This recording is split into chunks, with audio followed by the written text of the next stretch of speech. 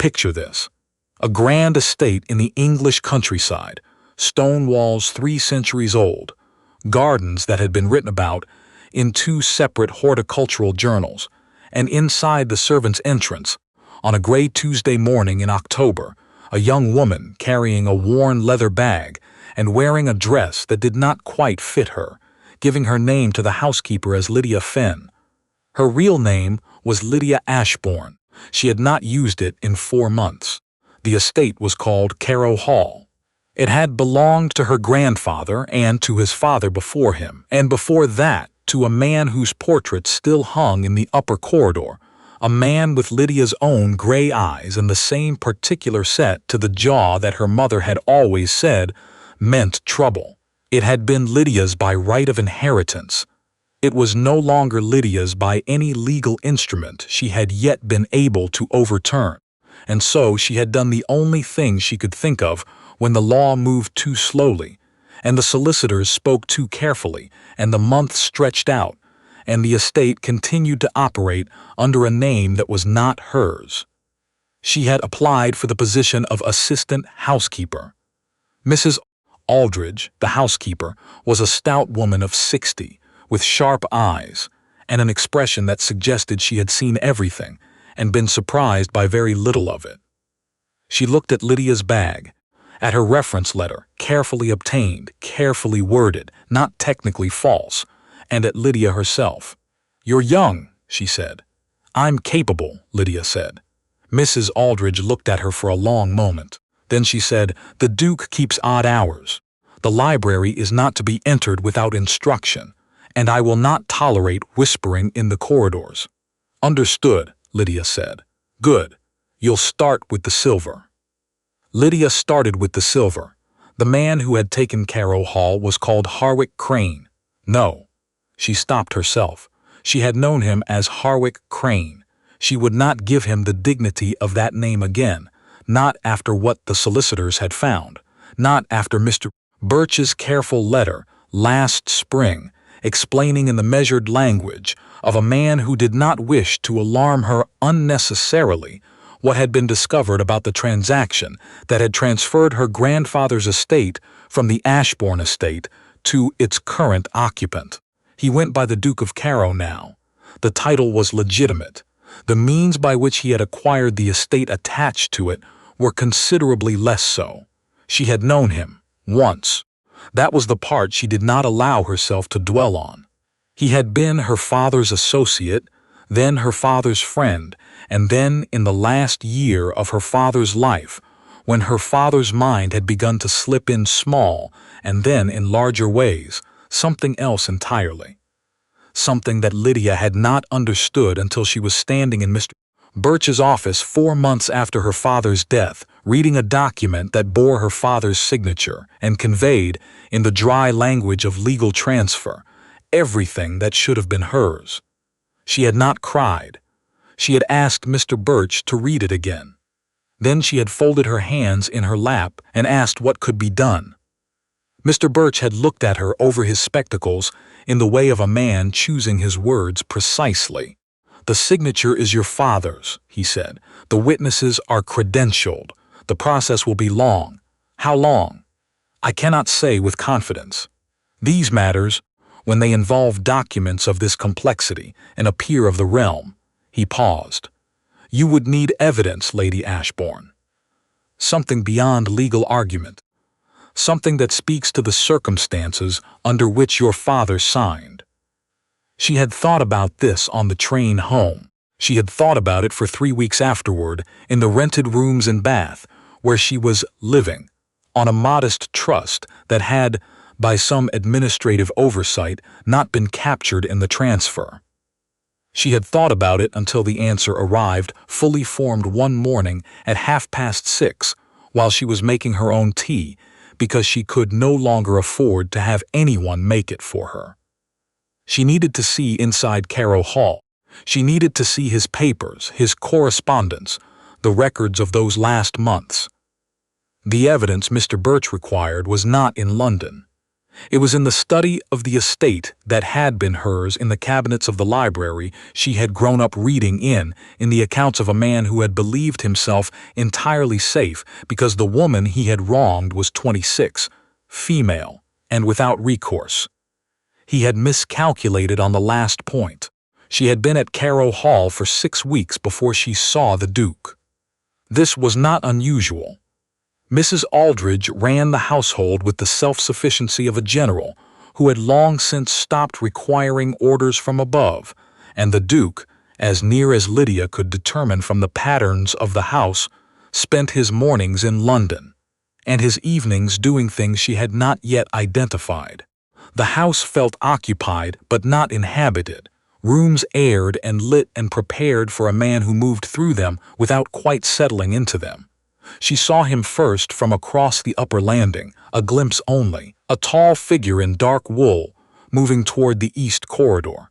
She recognized the shape of him, the easy walk, the way he held himself with the particular confidence of someone who had spent a long time being the most important person in every room. She turned and went back down the stairs before he could see her face. That evening she wrote to Mr. Birch. She told him she was well. She told him she had found employment. She did not tell him where. The library was locked on Tuesdays and Thursdays. She had noted this early on. On the other days, it was accessible to the household staff for cleaning purposes, which meant that Lydia spent a considerable amount of time cleaning the library with the thoroughness of a woman who was also, incidentally, reading every document she could access without breaking a lock or raising a suspicion. She found nothing damning in the first 3 weeks. She found the household accounts, which were impeccably maintained, and told her a great deal about how the estate was currently run, but nothing about how it had been acquired. She found correspondence relating to the northern tenants, who appeared to be in a dispute about drainage rights that had been ongoing for 2 years and showed no signs of resolution. She found a letter from someone in Edinburgh that she could not entirely read because the handwriting was extraordinary in the specific sense that it appeared to have been written by someone having a medical event. She found, tucked between 2 volumes of agricultural theory in the far corner, a small leather pocket diary with a year stamped on its cover, the year her father had signed the document. She did not remove it from the shelf. She photographed it mentally, every page she could turn in the 7 minutes she had before Mrs. Aldridge expected her in the linen cupboard, and then she replaced it exactly where it had been, with the slight lean to the right and the dust undisturbed along the spine. That night she wrote down everything she could remember. It was on a Wednesday morning, 7 weeks after her arrival, that she first spoke to the Duke. She was in the garden, assessing the state of the south-facing beds, which was a task Mrs. Aldridge had assigned her because the previous gardener had left and his replacement would not arrive until the following month. She was not, if she were being precise, performing this task with the attention it deserved.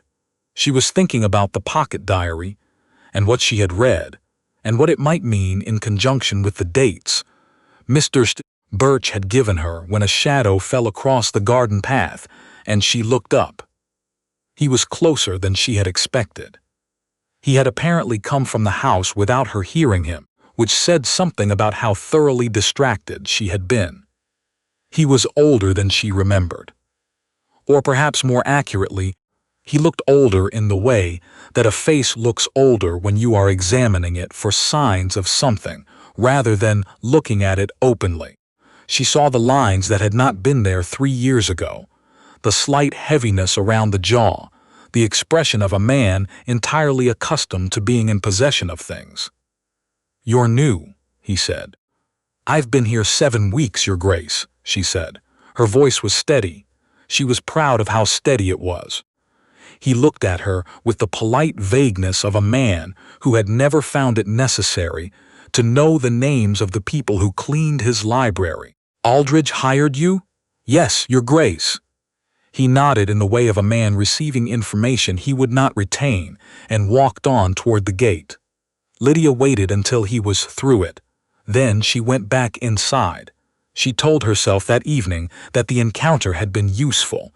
It had confirmed what she needed to know. He did not recognize her. Why would he? The woman he had last seen had been in mourning black in a solicitor's office in London, dry-eyed and quiet, and clearly not a problem. The woman now kneeling in a garden in a dress 3 sizes too practical, and with her hair pinned up in the way Mrs. Aldridge preferred, was, apparently, a different category of person entirely. Good. She needed a different category. She needed to be invisible just long enough to find what she was looking for. What she was looking for found her, in a manner of speaking, on the following Thursday. She was not supposed to be in the East Corridor on a Thursday. The East Corridor, like the library, had its closed days.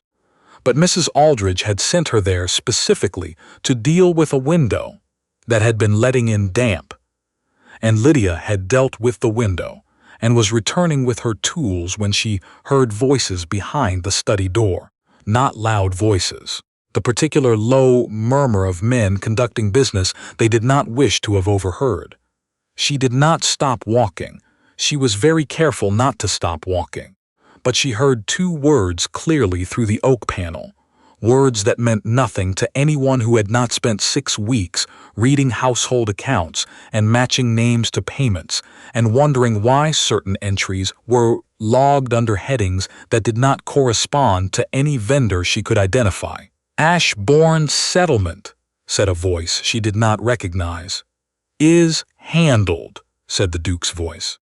She walked the rest of the corridor without breaking her pace, went down the back stairs out into the kitchen garden, and stood in the cold November air for approximately 4 minutes, breathing through her nose.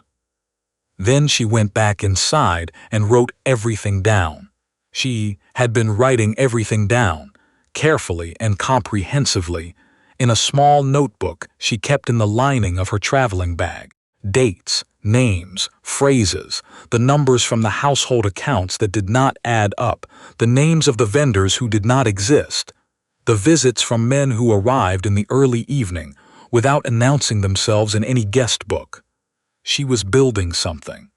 She could feel it taking shape the way you feel a structure taking shape before you can see what it is, the sense of components finding their right relationships.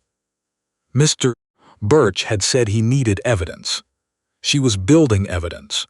She was building it brick by careful brick, in the way that she had once built arguments for her father when he asked her opinion on estate matters before his mind had begun to slip, before the slipping had become something that could be exploited. She had not allowed herself to think too directly about that part. The slipping, the way it had accelerated in those last 18 months, and what it meant that it had accelerated precisely while a man with particular interests in the Ashbourne estate had been increasingly present at the house. She thought about it now. Standing in the kitchen garden in November with her hands cold and her breath making small clouds, she let herself think about it fully for the first time since Bath, since Mr.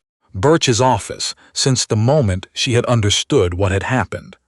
Her father had trusted a man who had recognized that trust as an opportunity, the trust of a man whose grip on reality had been loosening by degrees, who had needed to believe that the people around him were acting in his interests, who had been, in the clear and specific and unforgivable language of what Lydia now understood, exploited.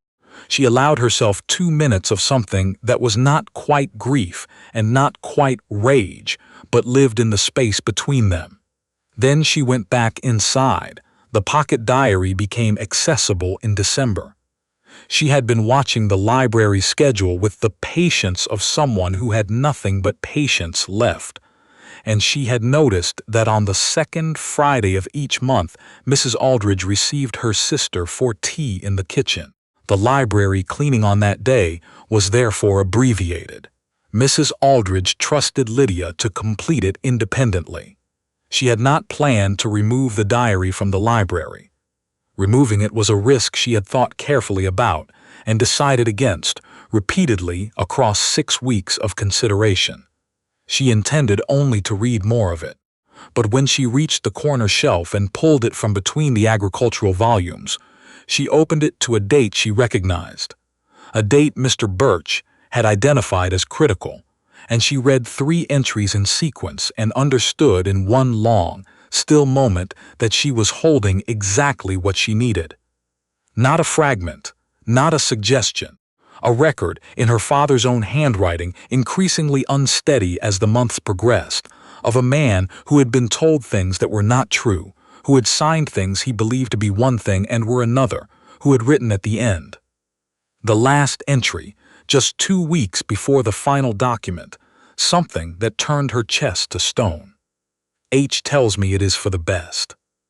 I cannot quite recall why I thought otherwise. I am very tired. She read it twice. She put the diary in her apron pocket. She finished the library cleaning. She went upstairs, retrieved her traveling bag, and placed the diary inside it next to the notebook, and sat on the edge of her bed for a while. Then she wrote a letter to Mr. Birch, not her usual careful, measured letter, a different kind, the kind that said, "I have it. Come." He came on a Thursday, 2 weeks later, presenting himself at the servants' entrance as a man visiting a cousin employed in the household. Mrs. Aldridge admitted him without interest. He and Lydia met for 20 minutes in the potting shed, which was cold and smelled of soil and old terracotta, and in those 20 minutes she put the diary and the notebook and her carefully transcribed account of the conversation in the east corridor into his hands. He read without speaking. When he finished, he looked at her over his spectacles. He said, "Lady Ashbourne, this is—" He stopped. He was not a man who used dramatic language carelessly. "This is sufficient," she nodded. "You will need to leave the house," he said. "Today, if possible. Once we file." "I know," she said. "He will know it was." "I know," she said again. Mr. Birch placed everything very carefully inside his leather case. He looked at her with the expression of a man who had been delivering news to people for 30 years and had learned the difference between the ones who needed to be told to breathe and the ones who already knew how. "I will be filing the petition within the fortnight," he said. The evidence of mental incapacity, combined with the financial irregularities, and this. He touched the diary. "It is a different case than we had before." "Yes," Lydia said, "it is." She resigned her position that afternoon. She told Mrs. Aldridge she had received word of a family matter and was needed elsewhere. Mrs. Aldridge looked at her for a moment with the sharp eyes that did not miss much, and then said only, "I'll have your wages to the end of the week prepared." "Thank you," Lydia said. "You were good at the silver," Mrs. Aldridge said. This was, Lydia understood, the closest thing to affection the woman was likely to produce on short acquaintance. "Thank you," she said again, and meant it. She was at the door of the servants' entrance, her bag in hand, when a footman came down the corridor to say that the Duke wished to speak with the assistant housekeeper before she departed. She had known this might happen. She had prepared for it. She went upstairs. The study was a room she had cleaned and assessed from every angle over the course of 3 months. She had looked in every drawer that was accessible to household staff without causing suspicion. She had read every document left in the open. She stood in it now as Lydia Fenn, assistant housekeeper, giving her notice, and felt the specific quality of a woman who has finished what she came to do and is now simply waiting for the door to open. The Duke was at his desk. He looked at her when she entered with the vague attention he had always used, the way a man looks at furniture, noting its presence, registering no particular interest. "I'm told you're leaving," he said. "A family matter, Your Grace." He nodded. Then something shifted. She saw it. A small, precise change in his attention, the kind you produce when something has registered that didn't register the first time. He looked at her properly, for the first time in 3 months. With the eyes that actually saw rather than merely observed, she kept her face exactly where it was. "Fen," he said slowly. "Yes, Your Grace." A pause. The fire crackled. Outside, the December garden was still and gray. "You said your name was Fen." "Yes." He looked at her for a long moment. She watched him move through it, the recognition assembling itself, piece by piece. The gray eyes, the set of the jaw, the voice that had been carefully, consistently pitched just slightly lower than her natural register for 12 weeks, and which she was no longer bothering to maintain. He said, her name, her real name, not the name she had given Mrs. Aldridge. "Yes," she said. "Good morning, Your Grace." She did not wait for his response. She walked out of the study. She walked down the corridor and down the stairs and out through the servants' entrance into the cold December air. The Carrow Hall carriage was not waiting for her. She had arranged a different conveyance, a hired one which was already at the end of the lane. She walked toward it. Behind her, Carrow Hall stood in the gray morning light. 3 centuries of stone, the gardens that had been written about in horticultural journals, the library with its gap in the corner shelf where a small leather diary had once been. She did not look back. The petition was filed in January. Mr. Birch had not been understating the case when he said it was different than before. The diary established a pattern of communication designed to disorient a man already struggling with his own faculties. The financial irregularities, cross-referenced with the pocket diary's dates, established a timeline of remarkable specificity. The testimony of the Edinburgh correspondent, who turned out to be a physician and who had noted with clinical precision the Duke's visits to her father in the final year, established, in language that courts respected more than sentiment, exactly what kind of condition her father had been in when he signed. Lydia spent January in Bath, in the rented rooms, drinking tea she made herself, writing letters to Mr. Birch and learning for the first time in months what it felt like to have nothing to do except wait. It was harder than the 3 months at Carrow Hall. Action, she discovered, was considerably easier than stillness. She received 1 letter from the Duke. It came in February, forwarded by Mr. Birch, who had written simply, "From Carrow Hall." I did not open it. She read it twice. It was not long. It was not an apology. It was the letter of a man who had understood, perhaps for the first time, that the thing he had believed he was doing, accelerating a natural process, facilitating a transfer that would have happened eventually anyway, in his assessment, was not the thing he had actually done. He did not name it. He did not provide the language for what it was, but he circled it in the particular way of a man who is not yet capable of saying the word but knows the word exists. He said he had not known the full extent of her father's condition. She read this sentence several times.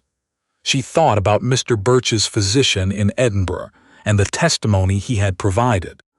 She thought about the dates in the pocket diary, and when the visits had begun, and when her father's handwriting had started to change. She thought about what a man must tell himself in order to believe the thing he had said in that letter. She folded the letter. She placed it in the drawer of her desk. She did not write back. The judgment came in April. It came on a Wednesday, which struck her afterward as fitting, the way things that happen in the middle of the week feel more permanent than things that happen on weekends, more serious, less likely to be revised. Mr. Birch brought it in person, arriving at the rented rooms in Bath in the morning with his leather case and the expression of a man whose work had concluded as it ought. He set the document on her kitchen table. She read it. She read it again. She set it down and looked out the window at the Bath street below, the ordinary Wednesday morning traffic, a woman pushing a perambulator, a boy with a newspaper under his arm. "The transfer is voided, Mr. Birch said, in the tone of a man who understood that accurate information was more useful than dramatic presentation. "Yes," she said. "I can see that. The estate reverts to the Ashbourne Trust. There will be a period of administrative. Yes. She was not being dismissive. She simply already knew all of this.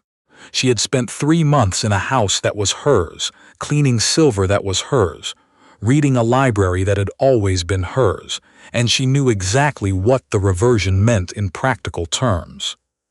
Lady Ashbourne, Mr. Birch said. He rarely used her title. He was using it now because the document on the table had restored it in a form that could not be removed by anyone's signature. You should know that in 30 years of legal practice, I have not had occasion to. He stopped. What you did was exceptional. She looked at him. I had no other option. People often have no other options, he said, and do considerably less. She returned to Carroll Hall in May, not as a housekeeper, as its owner.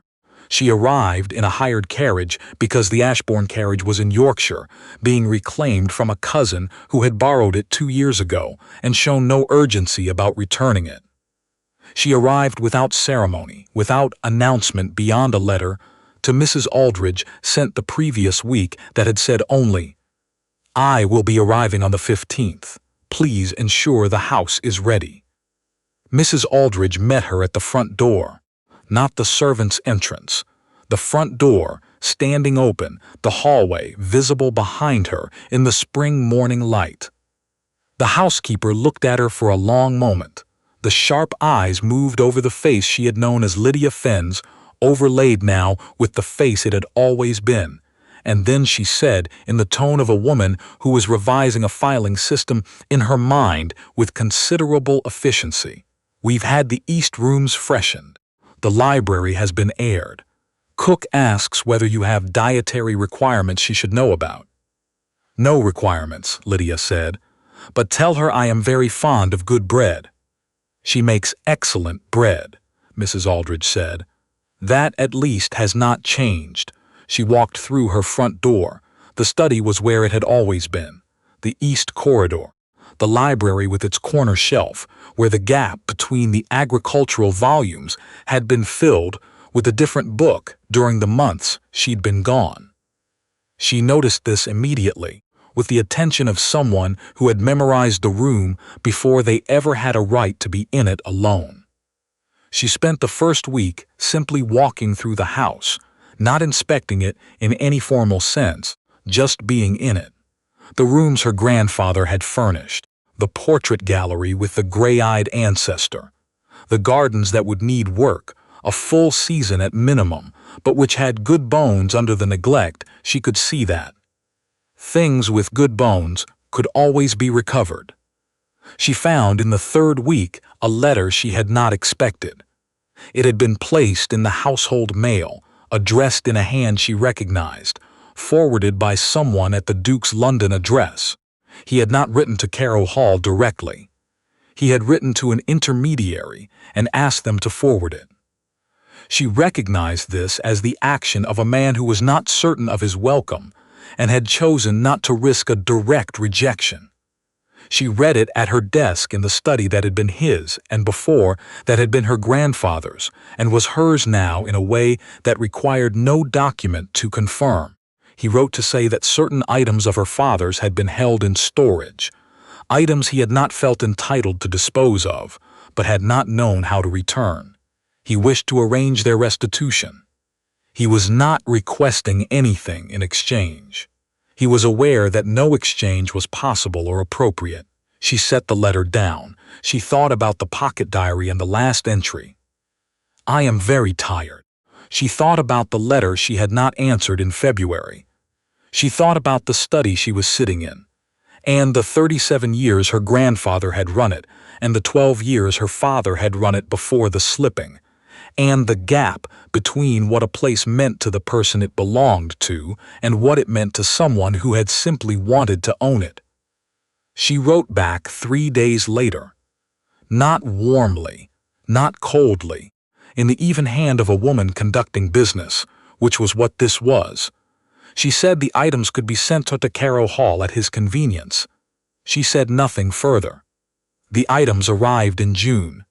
6 boxes carefully packed, labeled in someone else's handwriting. her father's correspondence from the last 3 years, his personal journals, the earlier ones, from before the slipping, dense with his particular humor and the agricultural observations he had loved. 2 miniature portraits of her mother that Lydia had thought lost, a child's drawing, recognizably Lydia's own, of a horse that looked more like a small table, which her father had apparently kept for reasons she would never be able to ask him about. She sat with the boxes for a long time. Then she put them away carefully, in the order in which they had arrived, and went out to the garden. The summer was a working one. She had not understood, or had perhaps chosen not to fully understand before she returned, how much work there was. The tenants on the north side of the estate had been waiting 2 years for someone to address the drainage issue. She addressed it. The south gardens needed a full redesign if they were going to produce what they were supposed to produce rather than simply look well from the drawing room windows. She redesigned them with the help of a gardener she hired in June who had very strong opinions about roses and turned out to be entirely right. The house itself was sound. The Duke had maintained it. She could not pretend otherwise. It had been maintained with care. But there were decisions her grandfather would have made that had not been made, and she made them, one by one, through July and August, consulting with Mr. Birch on the financial questions and with the local land agent on the practical ones, and making the final decisions herself. Sophia came in August. Sophia was her only friend from the life before, the one person who had known both the daughter of the Ashbourne estate and the woman in the rented bathrooms.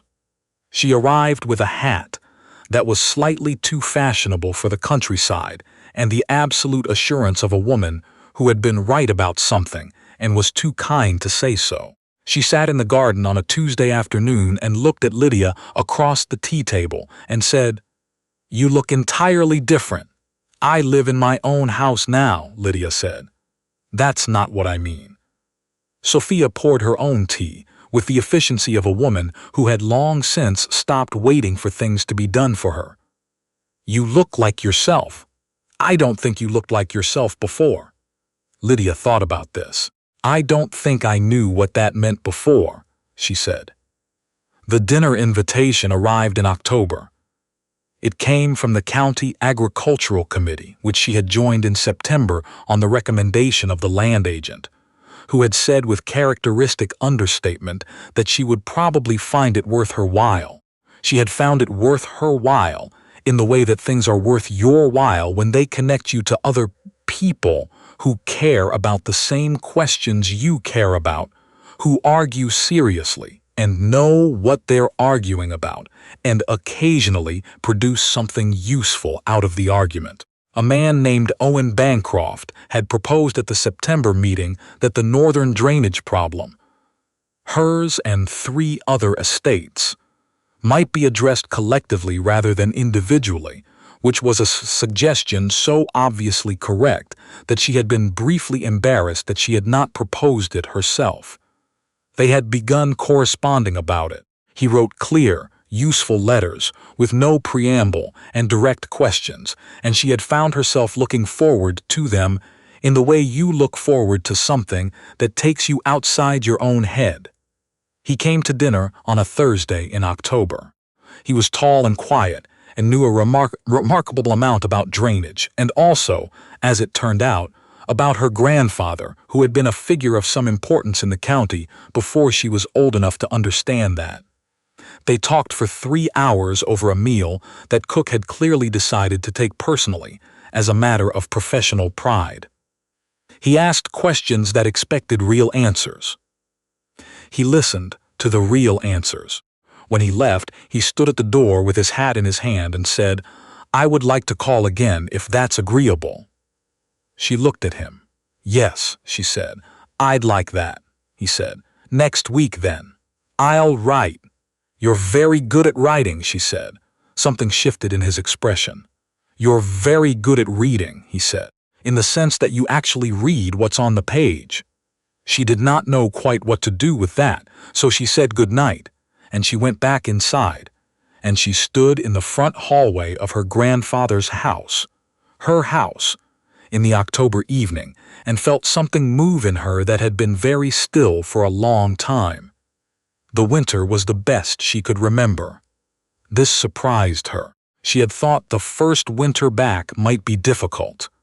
Full of rooms that meant things, corridors that needed to be walked through until they were ordinary again. They did need to be walked through, but it was not difficult. It was something else, something closer to the quiet, particular pleasure of learning the true dimensions of a place you have always loved but never quite had to yourself before. She taught herself the accounts properly. She had understood them before, in the way that a woman who has grown up watching a thing understands it, but understanding and doing are different muscles, and she worked them both through November and December, until she was tired and satisfied the way you are after physical work. The Northern Drainage Project was approved by the county committee in December. Owen had written the proposal. She had written the legal framework. Mr. Birch had reviewed it and pronounced it, in the most excitement she had ever heard from him, rather elegant. Owen brought the signed approvals to Carrow Hall in person on a Friday afternoon in a light snowfall. He stayed for tea and then for dinner because it would have been absurd not to, and because the snow had become more serious, and because Cook had again made it a matter of professional pride, and because neither of them was in a hurry. After dinner they sat in the library. She had put the agricultural volumes back in the corner, with a slight gap where the pocket diary had once been. She had not explained the gap to anyone. It was simply there, a small and private record of how things had been and what had changed. "Can I ask you something?" Owen said. He had the habit of announcing questions before he asked them, which she found she liked. It gave you a moment to prepare. "Yes," she said. "Did you know what you were looking for when you came back here? Before all of this?" He gestured in a way that encompassed the library, the estate, the documents in her study, the drainage project, the county committee, all of it. She thought about it properly, the way she had learned to think about things, fully without hurry. "I knew what had been taken," she said. "I didn't know yet what I was going to do with it once I had it back." He was quiet for a moment. "And now?" "Now I know," she said. She looked at the fire, at the library walls, at the slight gap in the corner shelf. "I'm going to do what my grandfather did with it, and what my father would have done before." She stopped. "I'm going to run it properly. I'm going to make it worth something to the people who live on it, not just to the person who owns it." Owen looked at her in the firelight. He had a very direct way of looking at people, she had noticed. Not intrusive, simply present, the way some people listen with their whole face rather than just their ears. "That's a good answer," he said. "It took me a while to find it," she said. "The spring came early that year. By March, the South Garden was showing signs of the redesign, and the gardener with strong opinions about roses was insufferably pleased with herself. And the North Drainage Project was in its second phase, and the county committee had asked Lydia to present a paper on estate management in April, which she was writing in the mornings before the house was fully awake, in the hours that had always been the ones she thought best in. She received one more letter from the Duke. It arrived in March, forwarded again through the same intermediary. He was leaving England for a time, he wrote. There was a property in France he had acquired some years ago that required his attention. He did not know when he would return. She read the letter once. She thought about the study where he had looked at her and finally recognized the person standing in front of him. She thought about the words "too late" and what they meant when a man said them to himself about something he could not undo. She wrote back one sentence. She wished him well. She meant it plainly, the way you mean something when you say it, without needing the other person to know how long it took you to get there. She sealed the letter. She gave it to the footman. She went out to the garden. Owen was at the eastern boundary, looking at something in the drainage line that apparently required looking at from multiple angles. He saw her and raised a hand. She raised a hand back. The gardener was arguing with the undergardener about spacing. The south beds were coming up exactly as planned. The roses were not yet roses, just sticks with ambition. But the gardener had said they would bloom in May, and Lydia had learned to trust her on these things. She stood in the March garden and thought about what she would tell the girls in the county school if she were asked someday how she had gotten from a rented room in Bath to the garden of her grandfather's house on a cold morning with her name on the deed, and the drainage project moving forward and good letters arriving twice a week, and the work that was hers to do, entirely hers, from morning to evening. She thought she would say this. The evidence was always there. The truth of a thing does not disappear because someone has buried it. It waits.